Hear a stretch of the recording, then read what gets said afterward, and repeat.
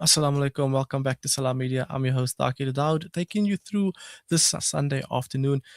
Profile interviews it is. I think that's the kind of the theme that we're following today. Next up, we're joined by Springbok Junior Player of the Year, Haashim Pead. Haashim, what a year it's been, man. What a year it's been. Tell us about it. Assalamu alaikum, everyone. Yeah, I think my life has pretty much changed over the past 2 years. It basically went from not being a nobody, but from being unknown to kind of making a name for myself, and for that I'm truly grateful. Obviously, they say everyone's path is different, and for me to say that my path was special is obviously important to me. And yeah, the last year itself was just amazing. The accomplishments that I achieved and so on. It's just something that I would most likely would have never thought of. Look, you've achieved so much in such a short period of time. And I mean, just looking at the trajectory of your career, do you feel like do you feel like so much has changed and you've been forced to grow up so quickly in this short space of time? I mean, being fresh out of matric. I mean, that was actually the last time we had a chat on the show. Yeah. Your Craven week here. Yeah. Coming out of matric, moving away from home, immediately into your first junior Springbok camp. Yeah. Life forced you to grow up very quickly. Yeah. How did you adjust to that? Look, it was difficult in the beginning. I think obviously your first 2 to 3 months of being away from home, being away from your parents, kind of learning to become an adult, and there's quite a few responsibilities that comes that way as well. It becomes quite a challenge. But I mean, the thing is, I think what helps a lot is that when you have friends and peers around you that are there for you and that can help you in every way, that makes things a lot easier. So yeah, I mean, the change moving from, especially moving from Cape Town to Joburg, was also a lot different, as obviously all my family's in Cape Town, and now you're coming all the way to Joburg, where all of a sudden you kind of on your own.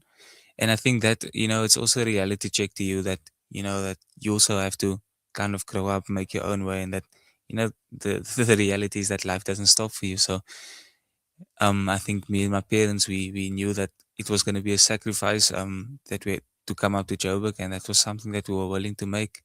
And all that I could do about it was to make the most out of it and to hopefully set myself up for a better future. And I mean, such wise words. I mean, that was your intention coming to Joburg, and a few years later, you now found your feet in the Lions team, um, made your Currie Cup debut, made your URC debut, scored some amazing tries, game-changing tries that could obviously change the trajectory of the Lions season. I mean, what winning the SA Shield, in the running for top 8, looking for a quarterfinal spot for the first time since the Lions have been in the URC. Haashim, just that trajectory from junior rugby, making your Currie Cup debut, URC, what is it like just being part of the Lions family? Look, obviously, the Lions is a special team. I think over the past couple of years, the Lions is really they really had something good going. And I know we've been unfortunate in the past 2 or 3 seasons, but I truly feel that this is the season where we can make a change and hopefully make a name for ourselves in the rugby department again. I think as a team, we've been really well connected. We've been training really hard. We set goals for one another. We have standards for one another, and that's what ultimately drives us to perform the way that we do on a Saturday. And I mean, yes, we know obviously the goal is eventually to get top 8, but um, at the moment we're just focusing on the task at hand, and that's the next game, which is on Saturday. And then from there we can only just take it step by step, and hopefully we'll turn out to be successful and make the top 8 and yeah, reach quarterfinals. Many people are calling for the name Haashim Pead, and I'm sure the noise from the outside must get a lot. But for you, what does it mean playing in a team where you've got a Springbok scrum off ahead of you, knowing that there's so much to feed off him from, and just work ethic, work rate? What does it mean to you? Yeah, I think I think a key factor in when coming to rugby is just to basically have a bit of patience, and like I said before, everyone's path is different. So especially with me having Morne van der Berg ahead of me, I mean, great human being, great rugby player, as we've all seen on his recent performances. And that's what ultimately drives me, because for me to see that he's able to be at the Springboks, or the type of player is, that drives me to hopefully want to get to the Springboks one day and to be the best rugby player that I possibly can. But I mean, yeah, obviously, I'm at the moment, I can only do what I can control. So whether it be my performances on a Saturday or trainings, whatever it is, that's all that I've been doing lately. I'm, just working on myself, hopefully, to make myself a better rugby player, and then more importantly, so make myself a better human being as well. Hashim, talking about being a better human being, I mean, coming from book up to the global stage, being compared to the likes of Anton Dupont, Junior Rugby World Cup. Tell us about that experience. Yeah, no. The Junior World Cup was ultimately what turned my life around. I think coming out of school, I didn't really expect to make the junior Springboks in my first year. That ended up happening. Unfortunately, I didn't play as much as what I would hope to, but that's part of how rugby goes. And then, fortunately, my second year, we did really well. I think what really helped our group is the relationships that we had with one another, and how close knit we were with one another. And that's obviously stuff that translates to the field. So you can see that when we get to the field, we can almost feel each other's energy, and we're able to play with a lot of freedom, because we know what the next person can do and things like that. And that's what ultimately led us to our success in the Junior World Cup. And I mean, I mean, if you look at it, that it's such a quick journey. It's about, I think it's only about from December till about July, and then for the most part, you probably won't play for the rest of the teammates again. But if you're lucky, you might only play with one or two of them again, Mm. unless obviously hoping that we all have a successful career, and then we can hopefully all make the Springboks one day as well. But I mean, yeah, it really changed my life in terms of my rugby career and going forward, and then getting the exposure that I needed. I think that was really important for me to just play my best rugby, and to hopefully set myself up, for the upcoming season. What are some of the key factors that you used that tournament to help set you up for senior rugby? Was there a specific element of your game that you focused on, or was it maybe a pre-game routine that you focused on, or was it maybe you just focusing more on recovery? Um, I think it was more the mentality that helped me get through that, and the mentality that I used was just to be myself. I think, before the World Cup, my dad kind of got to me, and he was like, like, you don't have to be boxed up when you're playing rugby. Yes, we have to understand that there are systems in place and things like that, but within the system, you can still be yourself. And I think that really helped me, because that gives you that freedom to do what you ultimately do best, in terms of whoever it is that is playing. And that was so important for us, because you know, I just know that, I mean, I can speak for someone that I went to school with, Kalema Mentor. We both came from Bishops, and he basically, we both knew that this was a make or break for us. We knew that we had to perform to the best of our ability, so that we can hopefully end up playing senior rugby and so on. And we just both told ourselves that, look, this is how we won't play junior box ever again. So all we can do is throw our eggs into or the basket, and just hope for the best. Yeah. Hashim, we want to continue this conversation for days, but for our listeners and viewers at home, stay tuned. We're going to go to a quick ad break. When we come back, we're going to be following on this conversation with Haashim Pead.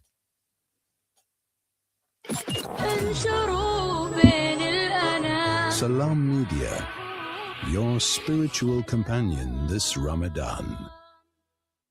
Discover the Africa of your dreams and surround yourself with her spectacular beauty. Relax beneath her serene sunsets and explore wildlife at its natural best. It's where the pride of Africa comes together. The Kwantu Private Game Reserve. Get to know the Big Five or cruise on an elephant safari game drive. Interact with lion and tiger cubs and enjoy world-class halal cuisine while we pamper you during your 5-star stay. Indulge in the true African experience. For reservations, call now on 042 203 1400 or visit kwantu.co.za. The Kwantu Private Game Reserve, the place of gathering. Imagine fasting and not knowing you'll have something to eat at iftar. This is a sad reality for thousands of new and indigenous Muslims in Southern Africa. Each Ramadan, for over 20 years, the Islamic Dawah movement has been providing iftar meals in over 50 township masjids. All it takes is 30 Rand per meal. 30 Rand provides an iftar meal for a fasting person. Your help would make a world of a difference. Call IDM on 031 304 6883 or visit idmsa.org to donate. IDM, taking Islam to as many hearts and homes as possible. World-class financial services only at Sapphire Global, your financial partner.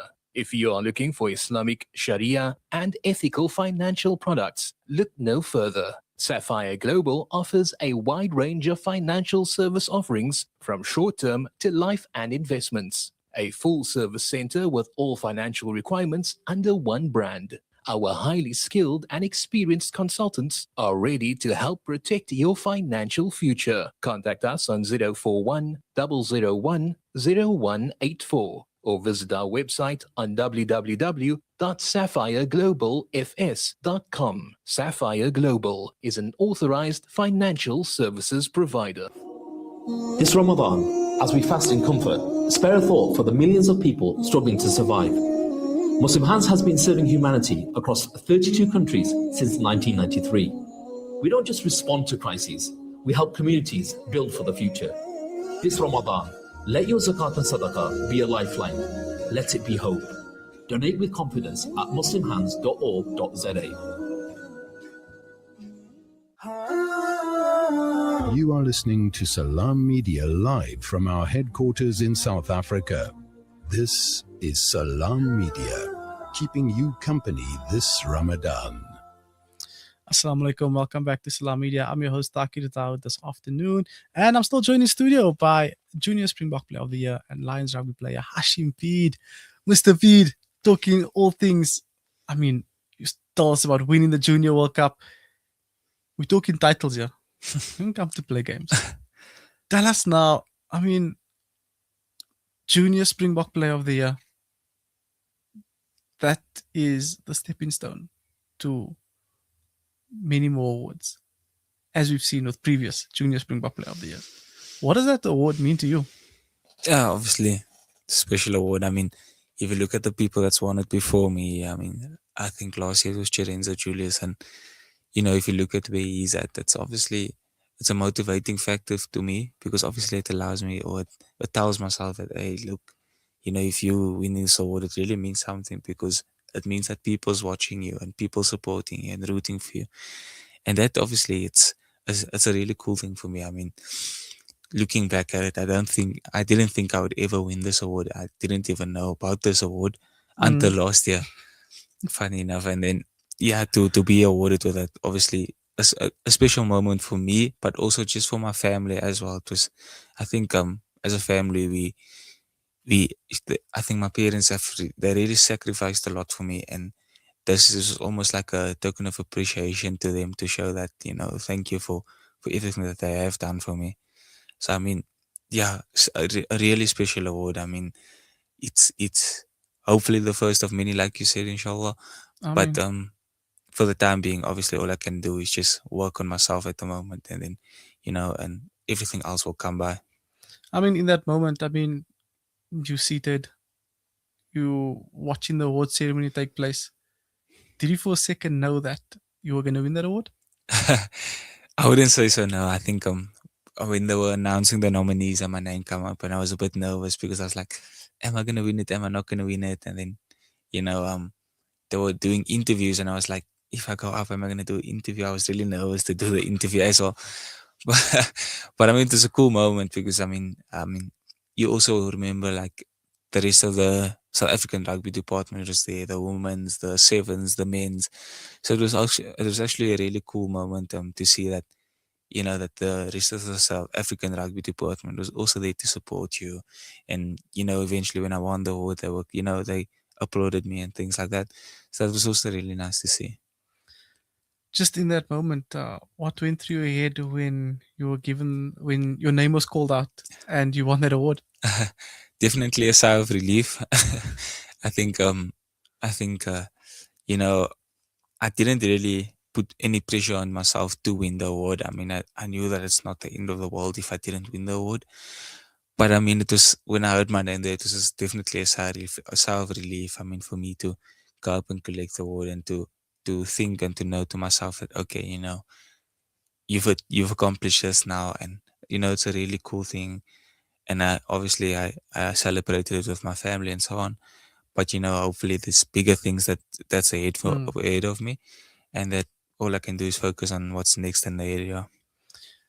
I mean, it's an amazing achievement. You talk so much about your family and what they mean to you. For those of the listeners and viewers at home that don't know the Haashim Pead story, just tell us a bit more about where you grew up and Yeah. what the dynamics were in your household. Yeah, so come from obviously a Muslim family.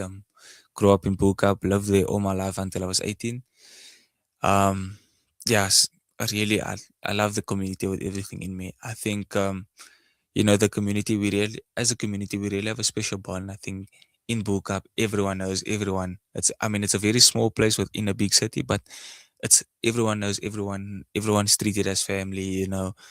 In the Ramadan you're taking cookies to your neighbor and things like that, and I think that's obviously um things that you want to grow up with. And I have a younger brother as well, and obviously for me it's obviously just to help him and to try and be a role model to him so that he can hopefully step in the footsteps that I was in, whether it be rugby, whether it be anything else. I mean, and I think Cup as a community, it's a really lovely place. Even the community club SKW, my dad played there, my uncle played there, basically my whole family played there. And as a young kid, you go watch your dad and so on, and you play behind the rugby poles, and then I think that's ultimately where the rugby dream or the love for rugby started for me. I mean, your dad's a bit of a baller too. You now, as an athlete, do you see yourself if you had to turn back the clock a little bit, playing on his team or against him? um, yeah. Well, the funny thing is that we played two complete different positions. I mean, he played lock and I was a scrum of him. I think most likely I would have wanted to play with him because I'm not too sure what he would have done to me if I had to play against him. So I'd rather stay away from that and play with him. Yeah. And tell us a bit more about your younger brother. Is he also interested in sport, or is he looking at taking a different career path? Yeah, no, he's definitely getting there. I mean, as of lately, he said he wanted to get into a bit of sports. Obviously, being born in that COVID era, you kind of miss on that first 3 years of developing, your soft skills and things like that. But as of lately, he's really grew to kind of like rugby. He plays a bit of rugby, he does a bit of cricket, he does a bit of everything at school, which is really nice to see that he's starting to get active and starting to get out there. And I mean, I really wish him all the best. Yeah. As a older brother, which role do you decide to take in this relationship? Do you take the guidance route, or do you take the analyst route? It's funny. I mean, I'd say guidance. I mean, there's like I told him, like I said, like there's really no pressure on him to become a rugby player at all. Whatever he decides to, whatever he likes and wants to go into is obviously up to him. I'm obviously just there to help him, to guide him, to hopefully make the right decisions. And that's obviously what my parents are also there for, as they help me as well. And then obviously, my uncles and the rest of my family, I think, well, not the rest, but my immediate family, they really play a big part in helping us and guiding us into making the right decisions. So that's obviously been something that's really good for us, obviously.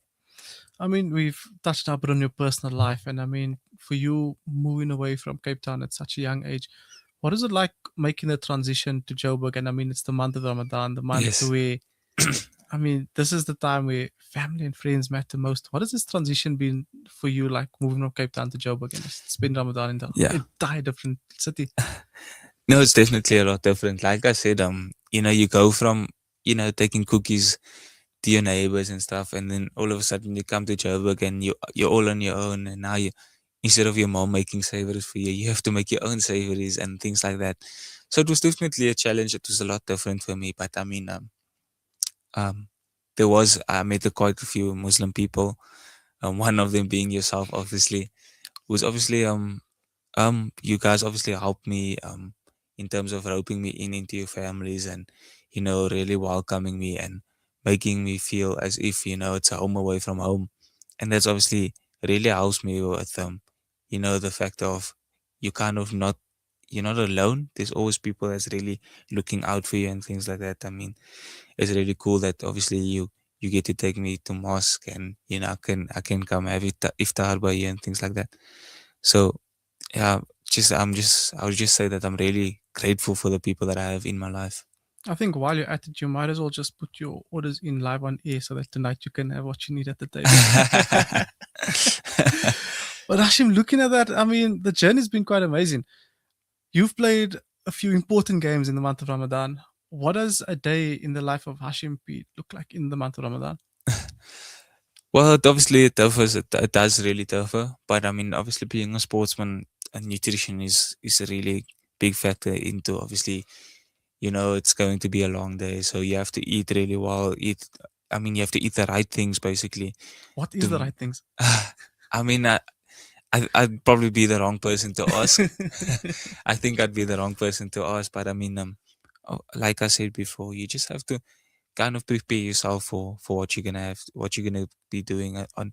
Obviously, training days differs to what I do on a game day, but yeah, obviously, just I mean, I love a bit of oats in the morning, maybe a apple and toast and things like that. Just slow carbs that that you'll be okay for the day and things like that. So, a day in the life, well, obviously, during a normal day, it'd probably just be training, and then obviously you get back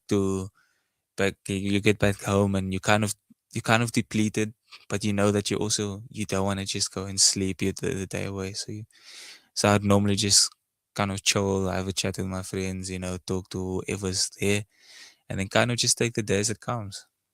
So, I mean, for you, a normal day consists of waking up for Fajr, after Yes. Fajr. Have you got a routine that takes you into your day?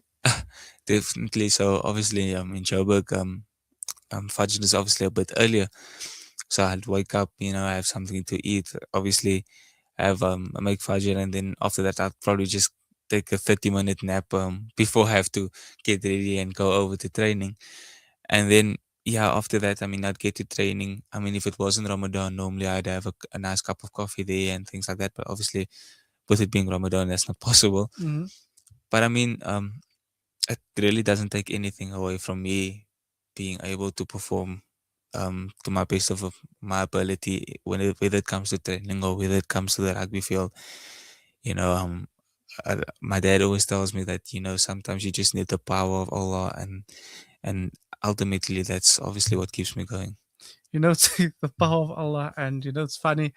Yesterday I had a chat with Imarka and Suleiman Atzenberg. Yes. And obviously after the Stormers beating the Bulls yesterday, and they called it Puasa power. Yeah. So it's crazy. It's interesting to see how like Ramadan filters into performances and how athletes use that almost just to have that base, and instead of look at it as something that can hinder your performance, but more something that can boost your performance from a spiritual point of view, Yeah. that then rolls over into the physical. I mean, Haashim Pead, a massive career ahead of you. What are your plans for the future? You've recently been called up into the Springbok alignment camp. What are some of the personal goals that you've set for yourself? Definitely, I think I think every rugby player's dream is to eventually become a Springbok, and obviously that's mine as well. But for the time being, I think it's just to work on myself. I think there's a lot of things that I can do better. Um, as a rugby player, there's a lot of things that I can still work on, and that's basically what I'm trying to do. Is just to keep notching up my passing and whatever it may be that I have to do, and hopefully to just take it step by step. And I feel like once I keep doing that and putting in the work, the rest of the stuff will come to me, and hopefully I'll achieve what I want to achieve. Definitely. Haashim, it was amazing having you on the show. I look forward to many more chats with you. I wish you all the best for the rest of the month of Ramadan, and I hope you and your family have a blessed Eid. Um, we look forward to doing this thing soon. We have to do it soon again. But yeah, I mean, all the best in your or the rest of your career. I know we definitely gonna have many, many more chats, and we're looking forward to it. I know that there's a support base at home that's obviously tuned into this. So if you come across this interview, be sure to share it on your social media platforms so that many more can hear the story of Haashim Pead. Thank you so much. Appreciate it. I look forward to doing it soon, man. Shukran for having me. All the best. Always a pleasure having Haashim Pead on the show. He's now become a part of the Salam Media family.